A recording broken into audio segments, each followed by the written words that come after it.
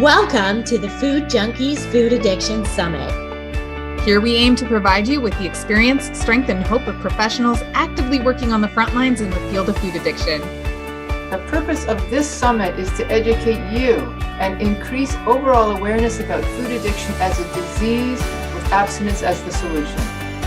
Every day for the month of October, we are sharing one inspiring speaker or highlighted food preparation video from the incredible Tony Vassallo of Moda Nutrition Inc. and the Real Food Revival Movement. We have 4 weeks of interviews with the leaders in the field of food addiction, clinicians who are working on the front lines, registered dietitians and nutritionists that are working toward bridging the eating disorder and food addiction camps, and people just like you and me. Here we talk about all things food addiction recovery. Most importantly, how to thrive rather than just survive. So stay positive, make a change for yourself, tell others about your change, and hopefully the message will spread. And as Vera always says, the power is ours. All right. Thank you guys for joining us yet again for another amazing interview on the Food Junkies Food Addiction Summit. Today, we have our Swedish sugar guru, Bitten, and we're going to just go ahead and let her introduce herself to you guys. For anybody who doesn't know her, she's amazing. So Bitten, will you just tell everybody, give everybody just a little bit or why we should be listening to you? Give us your background, your education, your experience. Let us know about you. Okay. Grew up in a big family, the oldest of 7 in the country, had a very nice childhood, no drama, no nothing, ate wholesome food that my mom cooked from, very clean ingredients. So I'm very grateful for that. Teenager, I started dieting, and loved chocolate and ice cream more than anything on earth. I could easily exchange that for real food. Nursing school started when I was 19, and then I started drinking and smoking because that's what you did in my culture, out partying, dancing. I love drinking. I absolutely love drinking. So I was an alcoholic for 13 years, a very functional alcoholic, but still alcoholic because I was in US. I came into treatment, and the 27th this month, it will be 36 years as a sober recovering alcoholic, and for that I'm more than grateful. And that's when I fell in love with addiction medicine, and actually it's because of Terry Gorski, the relapse guru is no longer with us, but I listened to him in 1992 and I realized I had to quit smoking, and because I wanted to be drug free. And little did I know, because when I quit smoking, I almost drowned in chocolate sauce and ice cream, and it was horrible. So I thought my problem with food started then, but little did I know. When I got knowledge and started looking back, I saw that I loved sugar when I was 4 or 5 years old, but we didn't have candy and soda and stuff at that time. That's how old I am, almost 70 now. So, we had sugar cubes, the lumps, in coffee. I stole those. I tried to get hold of what I could, cakes and buns and stuff like that. But I loved when I got chocolate and ice cream. It wasn't often, but I did. And then when I could have my own money, that's what I lived on, and drinking and smoking. So that ended, 1985 when I was in treatment in US in an absolutely wonderful treatment center. I would still think it's one of the best. Very holistic approach. And very, very, very scientific and professional and all that, So anyway, that's where my journey started. 92, quit smoking. 93, I realized, I have another addiction. I didn't want another addiction, but I did have another addiction. Food. Well, not food. I mean, I don't overeat or binge eat cucumber or boiled cod. I promise you, never done that. It has to be the sugary stuff. So at that time, I worked with Americans in Sweden, teaching us, treatment centers and how to treat alcoholics and drug addicts and so forth. So they told me about, a treatment, an open care treatment in Trinity Lutheran General Hospital in Chicago. So I went there, and I was there and met the founders of, the food addiction treatment movement, Joe Nebitt, Patricia Devlin. And that's when my journey started in this. And it's been a very interesting journey. So that is what, 28 years now in October. I don't remember the date. I think it is the 14th. I need to look in my diary. But anyway, so that's what I've been doing ever since. And the resistance here in Sweden was incredible. You know, people said, you can't be addicted to food. That's natural. And then I said, well, what is alcohol made of? Potatoes and grains? You know, what's nicotine made of? You know, an herb, or, I mean, on and on it goes. So it's been an interesting journey. So, and then through the years, I worked with thousands of clients. I'm a clinician, number one clinician. You know, I like to take somebody and make them into an addict. That's what I say. I'm going to teach them they are addicted, and help them surrender. And with that, the journey to recovery starts. You can never have any recovery if you don't surrender and understand your brain illness. That's my take on this. So that's what I did. And then 2012, I was very, very tired of being so lonely with working with clients. The caseload was absolutely huge. I mean, it was sickening huge. And I felt like I was never off. So I said, well, I need colleagues. So I started to train people and teach what I've learned from clients, and of course, science and addiction medicine and neuroscience, which I love, and so forth. And well, that's what I do today. And I developed, you know, the diagnostic tool, sugar, which is telling you if you have a harmful use, where you can use moderation therapy, which is totally uninteresting for me. And if you're an addict, with abstinence-based therapy and addiction treatment. So that's what I do today. I teach, coach, you know, clients, professionals from all over the world. And that's wonderful. And I keep doing it a year at a time. So we'll see. At least I'm going to do it next year. I'm not going to say anymore. So on that topic, you know, you've been in the trenches and doing this work for so many years. What is something that you believed early on in your career that you have changed or had to be more flexible with when it comes to working with addiction and working with clients and even training clinicians? That it is so much more fun than we thought at that time. At that time, they had these horrendous food plans. They called them gray sheet. I mean, just the word gray makes it gray, right? And I remember some of those food plans, it was, you couldn't use spices. I mean, there was only boiled egg and tuna in water and green veggies. Nobody can live like that, you know. Even if I'm not, you know, obsessed with food, I like good food. And you had to weigh and measure 3 times a day, and call your sponsor 5 times a day, and you had to be totally obsessed with this. I mean, that was the same addictive illness as being addicted and obsessed with the food in my world. So I was very, you know, hesitant towards that picture in the beginning. And I said, I felt to myself, can't be right, has to be another way. Has to be another way. And of course, there is another way. It is a way where you're happy, joyous, and free, and you can enjoy good food. And, you know, what I know today about the metabolic syndrome and insulin and all the insulin research we know today, you know, what you eat is very important in order to be satisfied, to not be hungry, not have cravings.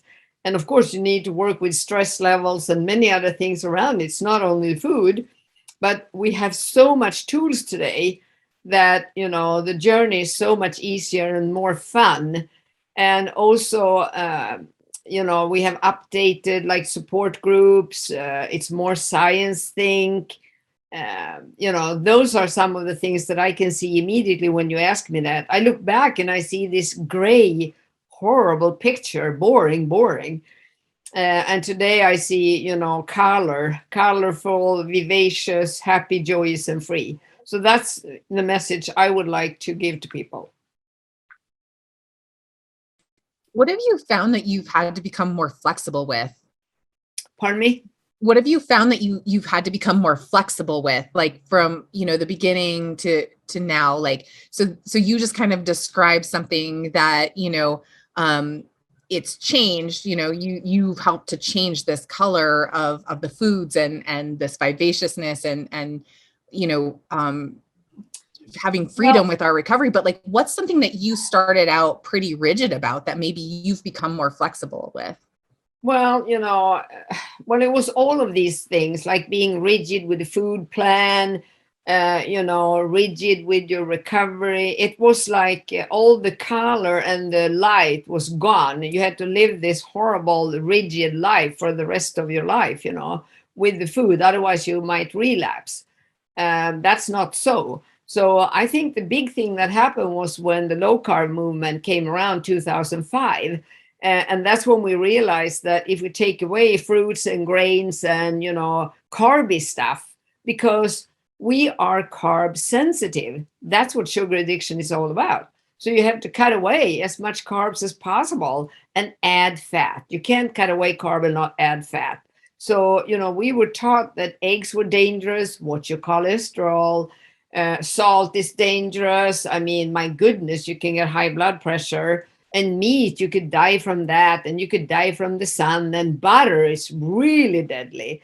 And I mean, I like to do the opposite today. I understood that was all, fake news from the food industry, because if you stay away from these things like the sun and the butter and the meat and the salt, well, you get miserable and hungry. So what do you want to eat? Carbs, of course, and they are available everywhere. So that was a big turnaround for me, to see that if I gave my body and my brain the biologically appropriate foods, as I like to call it, which the low carb keto is, natural food, nothing strange about it. People think keto and that is a diet. It's not. I would say you can come up with any method, and some people will be obsessed and think it is a diet, but actually it isn't a diet. So I think in 2005 we had low carb, but we started really to look at research about how we were fooled with fat, how we were fooled with salt, with red meat,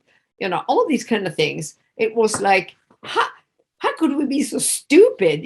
When I grew up in the 50s, we had meat, we had salt, we were out in the sun playing, and we were healthy. And then came this low-fat diet bullshit, which has destroyed so much, and weight obsession and all that.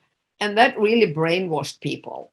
So there was like, a light going on one day that, oh my God, we got to do opposite. We're going to go back to the natural.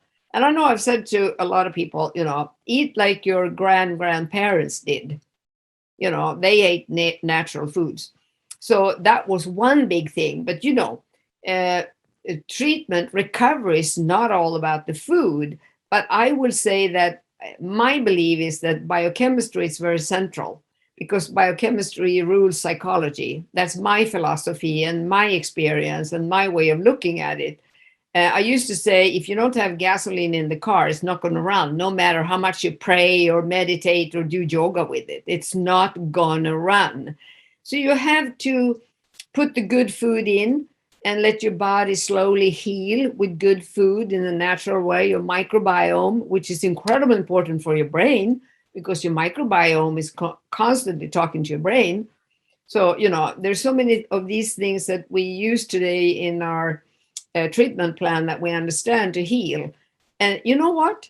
That's going to give you energy. And if you have energy, you do anything you want. You're going to be the best you are, not what somebody tells you how you should be, tells you how you should be. You're going to be you, because you're going to be vivacious and live your life. So energy is everything. I think, the way, and also I remember, when we should do food journaling, we had to write how we felt. Feelings. There's so much messing about with feelings. I mean, we have false feelings, false thoughts. People should understand that a drug is screwing up your brain tremendously and giving you false thoughts and false feelings, negative thoughts and feelings. And we were messing around with that, making it worse, entrenchment. When we started focusing, or I told my clients to start focusing on energy. Eat this and watch your energy. Eat this, watch your energy. Because if you have energy, what do? You go out for a walk, you play with the dog, you play with the kids, you read good literature, you watch fun programs on TV, you're social with your friends. I mean, you start living. It's as simple as that. So, for someone who has so much knowledge, so much science, like I know our audience is probably wondering, what is a recovery day in the life of Bitten Jonsson? Like, what do you do for yourself? And like food, activities, what does that look like for you? Sure, I'm happy to share that. Well, usually I wake up around 5 a.m. I'm an early bird. I love mornings because everybody else is in bed, so it's quiet and nice. I live out in the country, and I love the silence. I love solitude. And then I go up and make my bullet proof coffee, which is strong coffee with lots and lots of fat. Yeah, lots of fat. 3 huge tablespoon ghee, 3 huge tablespoon of coconut oil, 1 tablespoon of MCT oil, 1 egg yolk, and collagen powder, 1 scoop, and in the mixer. And then I drink that slowly, and I read. I read some text, or I read some. But even before I do my coffee, I say to myself, usually loud, I said, okay, no matter what happens today, I will stick to my food plan and stick to my plan. No matter what happens today. I make a commitment to myself, and that's like a routine, and that takes care of the rest of the day because I made up my mind. And this is something that I found very interesting in my recovery. I'm very good at, let's say that you guys want to go to the movie with me, and we have made a commitment to each other. On Thursday, we're going to the movie. I promise you, I have to be almost dead before I would cancel. I mean, if I promised, I promised, right? That's me. But I promised myself things all the time before, all the time, and I broke it every time. It's like I wasn't worth making a promise to. And somebody shared this at a meeting once about this, that they never honored the promise to themselves. So I decided I'm going to make promises to myself, number 1, to other people, number 2, to me. So I make a promise to myself, or a commitment, whatever you want to call it, in the morning. So that sets the day. Then I have this coffee, which I love. And then, usually I take the dog out, no matter what weather it is. And then I go to the computer and I start doing some work, checking mails or whatever. I always have 1 or 2 talks with my close friends in the morning. We talk every morning. So around 7, we talk, sometimes both and sometimes 1 or so. And then that sets off the day too. We share about our lives and what's happened since yesterday. Not much, but whatever. And we share recovery, and we share food. But we're not food obsessed. None of us likes to cook food, so it's a must. But what are you going to eat today? We give each other hints. Okay. And then usually I meal prep on Sundays. So I have a slow cooker. So I cook a lot in that, or in the oven, or in the iron cast skillet, big one. I eat a lot of meat. I eat fish. I eat eggs. I eat lamb. I eat veggies, usually frozen, because when you live alone, fresh veggies spoil all the time.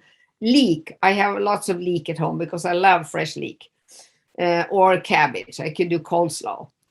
But otherwise, so yeah, like today, I had first we went an hour and a half around the lake. My sister, 3 dogs, a friend of hers, 1 dog, me, 2 dogs, and then a neighbor over there, 1 dog. So we were 7 dogs around us, and they were all running loose, in the woods and having a blast.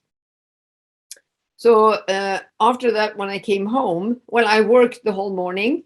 At my desk, some projects and mail and all that.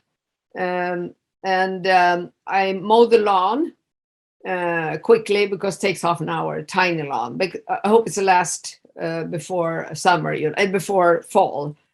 So that's done and gone. And I emptied some pots and so forth, a quick job.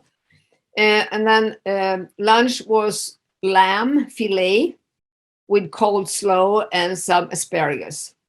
And of course, heaps of butter, you know. And here I can find the Irish butter at Lidl, which I love. I could eat it with a spoon. That's how good it is. You know, it's grass-fed cows with the best butter in the world. So that's what I had. And then I work all afternoon. And I usually have some Zoom 5 to 7 or around 5 and all that. And if nothing special happened, you know, when I'm done with those 6 or 7, I take the dog out to play. We have a last run out. I live by a big park in the water, so we have a last run there. And then I go to bed. Well, I have the TV in my bedroom, so I don't dress off and go to bed, you know. But I go and lay down in front of the TV, and I read. It could be, you know, what I call brain candy, a novel or something, or a thriller. And I watch TV. I love Nat Geo Wild, Cesar Millan, so I always watch him. I really love Professor Brian Cox and him talking about the universe. So if that's on, I'm drooling. You know, anything about space or nature or animals and British stand-up comedians. You know, we have the BBC Brit. So in the evenings, I watch, you know, Live at Apollo or something. So I usually end the day laughing at some silly jokes or something like that. And then I do my gratitude list. You know, I tell what I'm grateful for, and then I fall asleep. And that's a very normal day in my life when I'm not going to town shopping or meeting friends or whatever. And dinner is the same as lunch, usually, because I cook so much. So, you know, I usually eat the same food, lunch and dinner. I eat dinner around 5, 6, 6:30 at latest. Yeah, that makes it so much easier for somebody who doesn't like to cook, right? Like just make enough. Absolutely. I don't have to make decisions. Yeah. And when I go shopping, I make huge shopping and I fill my freezer. And I'm so lucky. My sister sells the best meat and eggs. So I go there and buy, you know, the best eggs and meat and fill my freezer. And I have friends doing fishing out by the sea, which is very close. So I get fish from them. And, you know, I have the best food in the world. Yeah. So thinking about your years of experience working with clients, knowing what you do every day for your recovery, what do you think, you know, just from putting all of that together, what do you think is like the biggest challenge that food addicts face? Well, I think in the beginning, you know, when you're detoxing and your biochemistry is totally out of whack, you are so into volatile blood sugar without knowing it. You know, you have stressed your body to squirt insulin, low blood sugar, low oxytocin, which is an extremely important neurotransmitter for us for well-being. I mean, everything is like either too high or too low. It's no balance. And I think, you know, in that roller coaster, you have foggy brain and it's hard to make decisions. No, well, it's not so hard to make decisions, but it's hard to stick to it because you can plunge into despair, to feeling miserable, thinking that life is over, nothing is fun. I can't stand this. I need my drug. And of course, so many of these things that you feel miserable about is because your reward center really wants the drug. I call them camouflaged cravings. You know, of course, you know, that's what's behind it all. Red dog, as I call the illness, say, get me the drug, please get me the drug, you know. But it's not those words in your head. You feel just miserable, pain in your body. I mean, there's so many miserable symptoms. And I think this swinging back and forth, if nobody explains this to you almost daily in the beginning, you have to be reminded it's volatile blood sugar. Oh, yeah. You know, it's not that you were, you know, a miserable kid when you were 5 years. It's not those memories coming now. We have to deal with this much later. Your brain is totally out of sync, you know. There is fuel, no fuel, you know, stop in the fuel line, too much fuel. I mean, you know, it's just going on and on. And I like to tell my clients to really study that list every day and to study the withdrawal symptoms to remind them, oh, yeah, that's why I feel miserable. It's this. Panic anxiety is a symptom of volatile blood sugar. Depression, it's not really depression, it's low energy. And it feels like a depression. That's a symptom of volatile blood sugar. My body's totally unbalanced. And then provide them with tools on a daily basis. And here's where support comes in.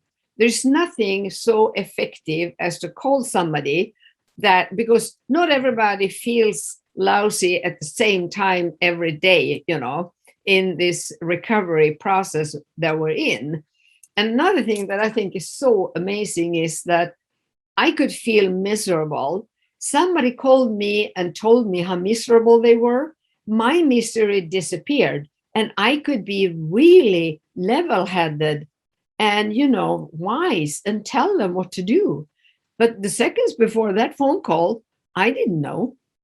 So it wakes something up in us. If I have to help you, if you're drowning, and I'm drowning too, but I'm a little bit stronger than you at that moment, or I get the strength to pull you up. And that gives me strength. And this is what people don't understand. They say, oh, I don't want to sit in the group and mope and listen to people moping. I said, it's forbidden to mope. Quit moping. We support each other. Moping is useless. It's not going to take you anywhere. So this is what I think people need to really listen to and understand. And also, I give them a checklist. Do this in the morning. Do this before breakfast. Do this, do this, do this. And, I see that people that take a walk or do some physical, like stretching or something before breakfast, they feel better all day long. And I think that's because you kick your endorphins, plus that you feel you did something good. You don't want to ruin it by eating shit 3 hours later. So that is a very important fact to think about, And I see it as a bank account type thing. If you invest health factors, you have something to take out when you feel miserable. But you have to invest. So you have to do something to put something good in there. You can't just, drain it and take out and just sit there. Oh my God, it's empty. That's not going to work. So every minute you feel better, do something good, invest something into it. If it is, I love my breathing techniques, the nose breathing, and I love my relaxator, So if I feel tired, this is the best energy booster for me. Like in the afternoon, when everybody's usually tired in the afternoon, I take a salt shot. I take a teaspoon unrefined sea salt and a big glass of water like this. Whoop. And then I use this for 5 minutes and I'm like new again. So I love to teach people tricks like this, and say, here's your toolbox. You got to fill it. But you know what? If you buy these tools and let them be in the box without using them, throw the box. Use it. And I think it is much better to have a few tools that you really use than just be obsessive collecting tools that just takes up dust and space. So whatever you do, use it. And then you might think, well, I could have another one, then do that instead of frantically, tools. And then you're overwhelmed by a big box full of tools, and you don't even know where the instruction is, So, and we think, if I look back, because when you sent me the questions, I started thinking, what's the big difference? Well, the big difference is keep it simple is more important than ever. Less is more important than ever. That goes to everything. Cleaner food, less supplements, more refined things I do. I don't waste my time on stuff I don't like, on people I don't like. I mean, I remember, in the big book, stay away from people, places, and things that threaten your sobriety. It took me years to really dare do that and understand it. But, that gives me energy and joy, and I could be happy, joyous, and free with the people I'm with instead of half mopey, or whatever you want to call it. But so less is more, keep it simple. Rules to live by. I love it. Well, It works for me. And that's the important thing. Yeah, yeah, absolutely. So that works for you. What have you seen when you have worked with these thousands of clients? Is there a quality, a characteristic, a fundamental shift in the way they approach recovery where you kind of know this individual is getting it? They are going to do well. They are going to be successful. Is there a quality or a characteristic that you can identify? You know, people think that food addicts are lazy and dumb, and especially if they're overweight, which not everybody are. That's a kind of a horrible myth or stigma that's put on them. They are not. They have very low energy due to the food they're eating. So they appear, you know, maybe sluggish or very tired or unmovable, if I say so. You know, oh, everything is, oh no, I don't want to do that. I don't want to do that. But to me, behind that fake facade, which is created by the drug, by the way, I think that food addicts are the most resilient, strong people I know. Because if you would take a normie, I mean, a social user, and put them through what we have done in order to try to recover, they would die right away. They would never be able to go to Weight Watchers 8 times or try pills and powders and exercise regimes. And I mean, everything we have done in order to try to conquer this, control illness that you can't control, that is heroes and heroines to me. I mean, that is amazing what they do. So I used to tell them that, and they look at me like I'm totally stupid. They say, that can't be true. And I said, it is true. You would never sit here with me if that wasn't the case. You're incredible strong. So what I see the difference is people that, you know, sort of dare start believing that, they will, of course, do better than the ones that have decided that they are victims. Victims are the hardest people on earth to deal with because they have no insight into the illness. They think that the world is against them.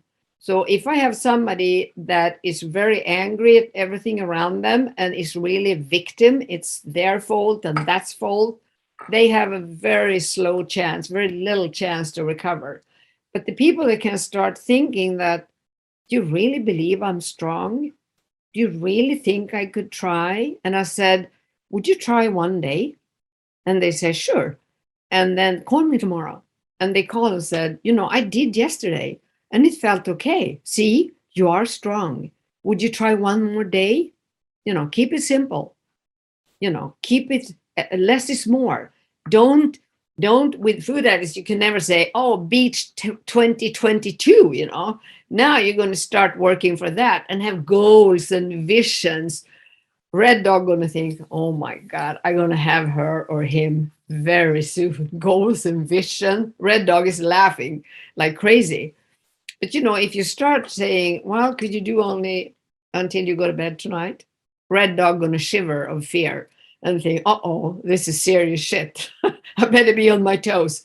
But that is, I think that is the trick to it. And also, when you work with these people, you cannot be afraid of angry red dogs. I like to see myself as Cesar Millan, you know, the dog whisperer. He goes into the most fierce dog on earth that's maybe gonna kill him, but he has a way to handle them.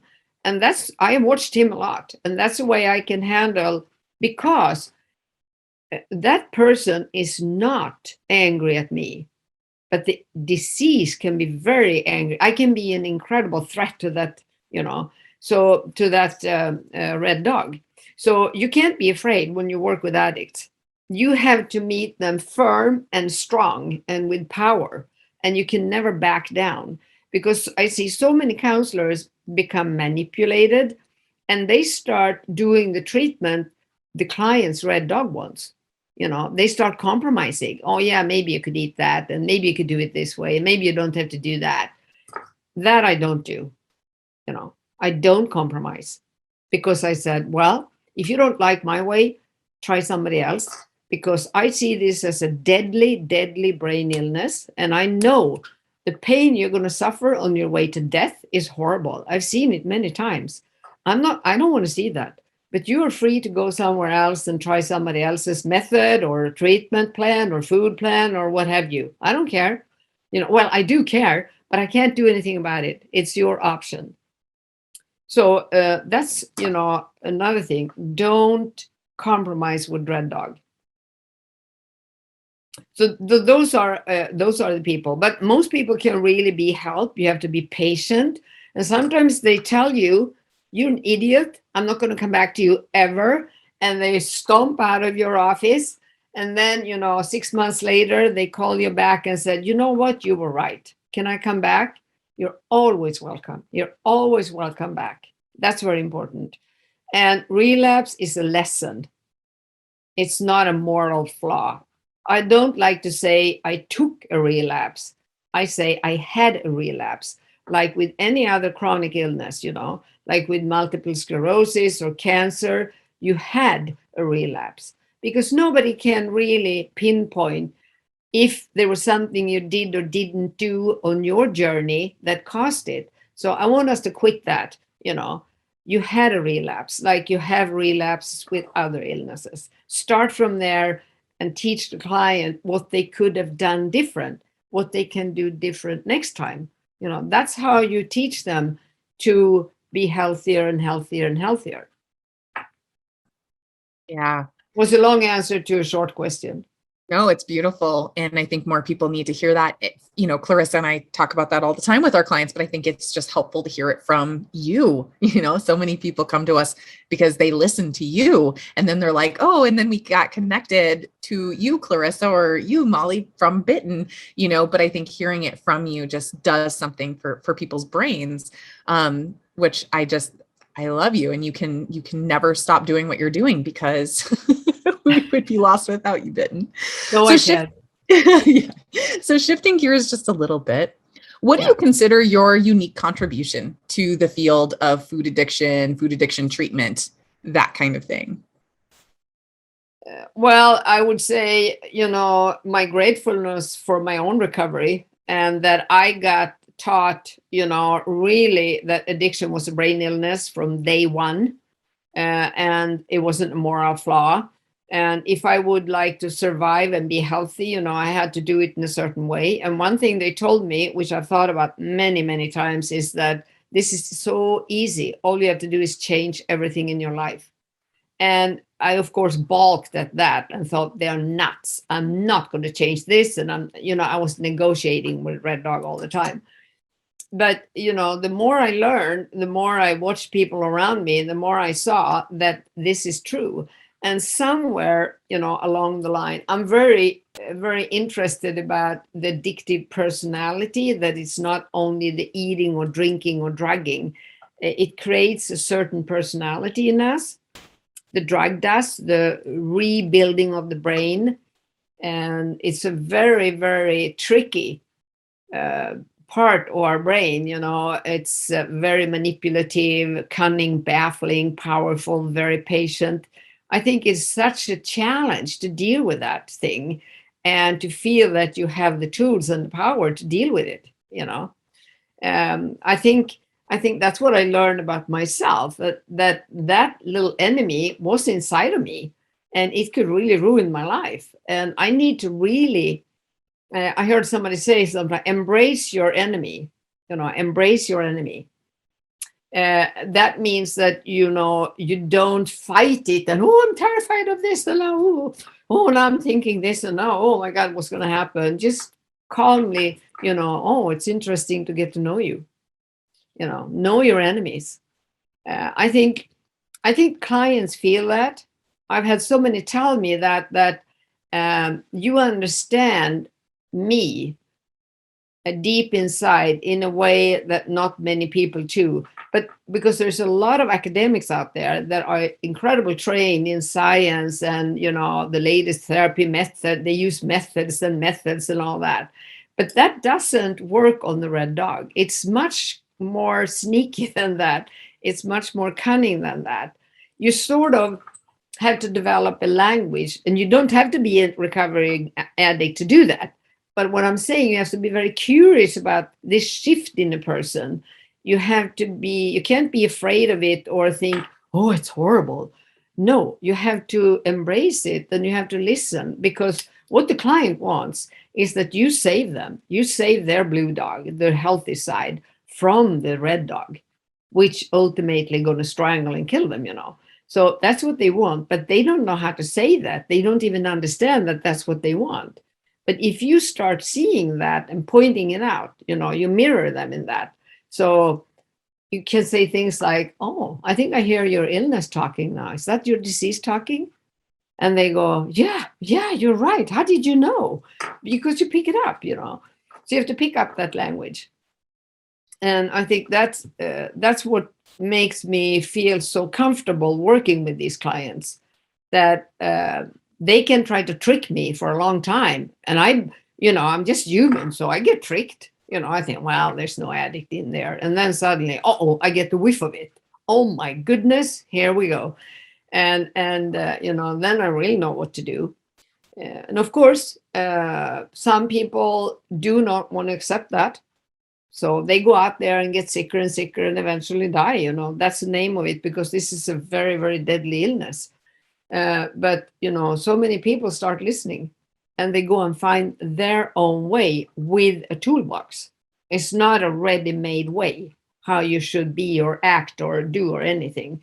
It's to give you the energy and the strength to be the best you are for you.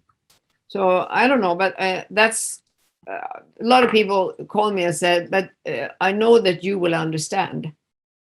And then they start telling me something, and immediately I hear the dialogue between the blue and the red. Then they have gotten confused again. Somehow the red dog has, fed itself and started to act up again. So, and then we can, okay, how do we get it in the basket and get it to shut up, So, well, that's how I feel.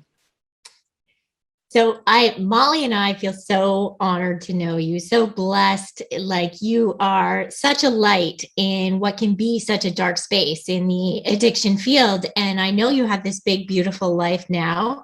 I'm wondering, do you have any regrets? I know when, individuals start to enter into recovery, they look back on their life and, they start to think about all the things they could have, should have done. Do you have any of those regrets?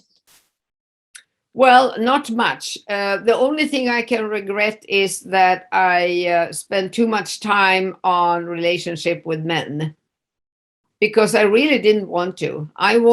My dream as a teenager was to have no kids. I stuck to that because I wanted to work. I love working. I love my work. It's a passion of mine. And I did even before I worked with the addiction field. But, I can still think that, part of my low self-esteem at that time was to be in a relationship. And, but, it's not that I regret it really, but I think if I were to do it again, I would not take it away, but spend less time on that and more time on other things, and there is not much on my bucket list. Having coffee with Brian Cox and discuss space. I mean, that's not big, right? He would probably come to Sweden if he knew that. There are a few things like that I would love to do. But the older I get, the more things I put on my bucket list. Things that I'm never going to do again. Like I don't cook and entertain anymore, because I always felt miserable doing that. I always feel that, I don't like it. And what am I going to cook? And it's such a hassle and messing up my kitchen. I have to cook for me because, I'm a food addict. So I have to cook, right? So those things like that, I put there, and also not doing things I don't like to do, just because I should be nice and kind and social, and nope. So the word no is very good to have handy in that way. And otherwise, I do what I want to do. And more time for dog training. I have a small Chihuahua, and I think that she is a white alien from outer space. I used to have border terriers and a wolf hybrid. I mean, they are easy to train. This is the worst challenge I've ever had. she is incredible stubborn and, just very, very, very different. So I need more time for dog training. And of course, I would love to go and visit Cesar in California in his dog psychology center. I wouldn't hate that 1 minute. So there are some things like that on my bucket list. And yeah. Amazing. I like it. More dog training time. And the fact that this tiny little, 3 pounds? How much does she weigh, Chihuahua? 2 pounds. Yeah, she's tiny. Yeah, she's tiny. She's training me. She's training me.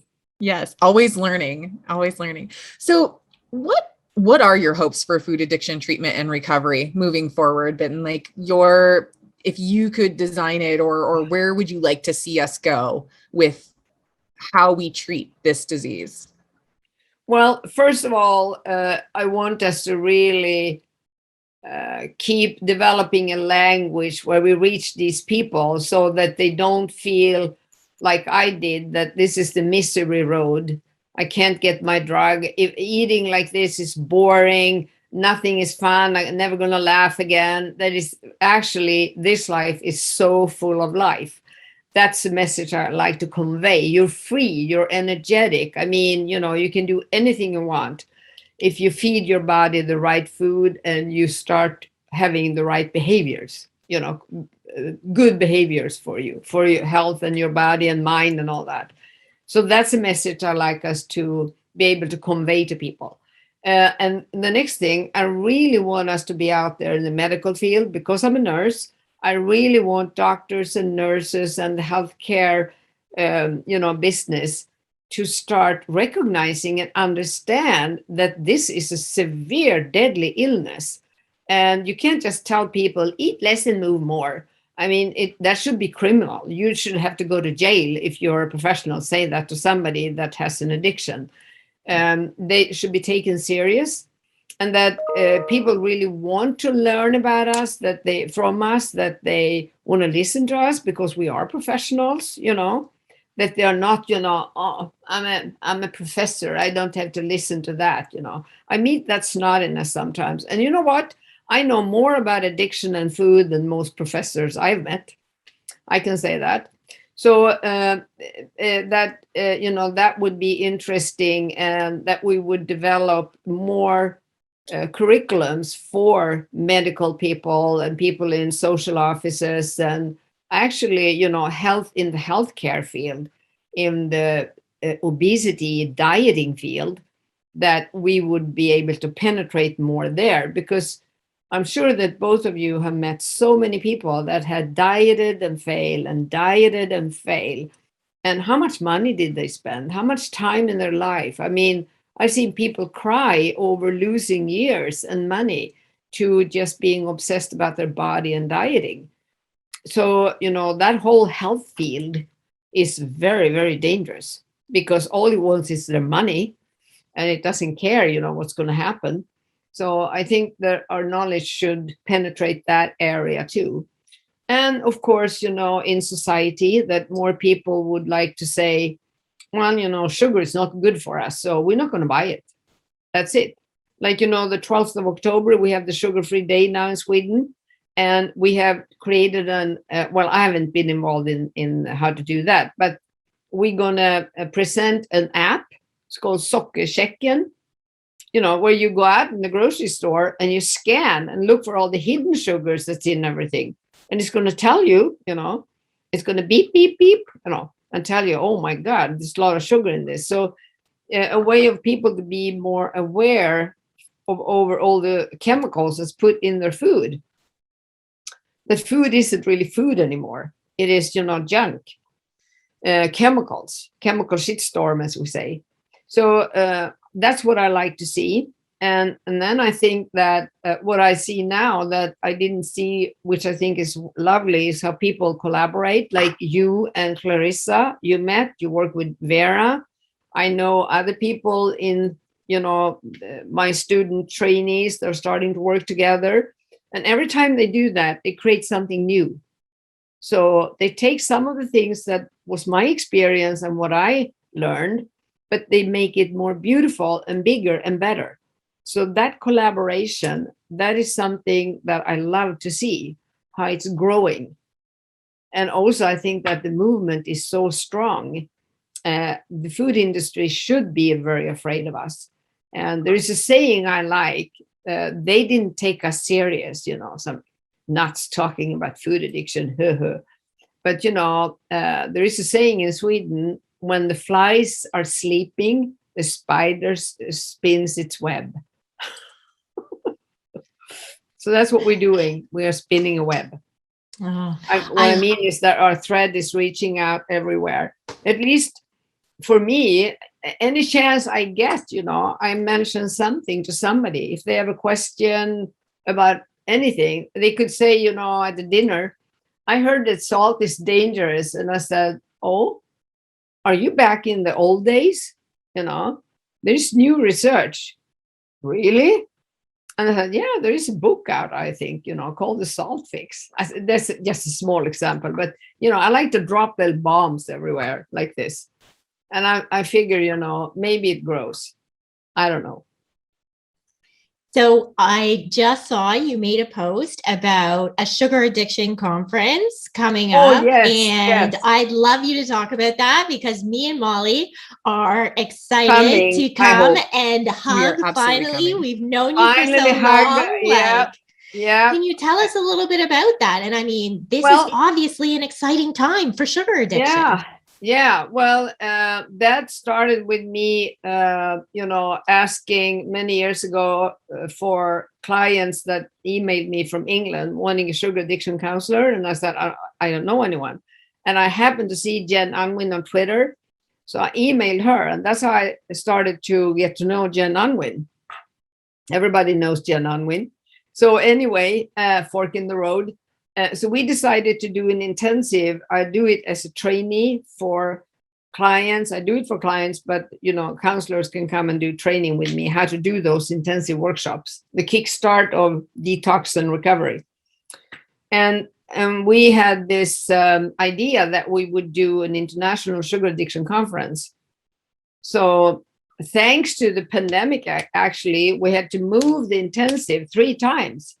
So that when we finally had to move it to May, we also said, okay, let's do the international conference at the same time, the world's first international sugar addiction conference. So we do the intensive the 15th to the 18th of May, and then people can rest for 1 day. And then there is the sugar addiction conference on Friday, the 20th. And then the Public Health Collaboration about metabolic dysfunction has their conference Saturday, Sunday. And since I know Paul early, I got him to be the keynote speaker on the international conference about neuroscience and addiction. And he's also going to give a speech at the Public Health Collaboration.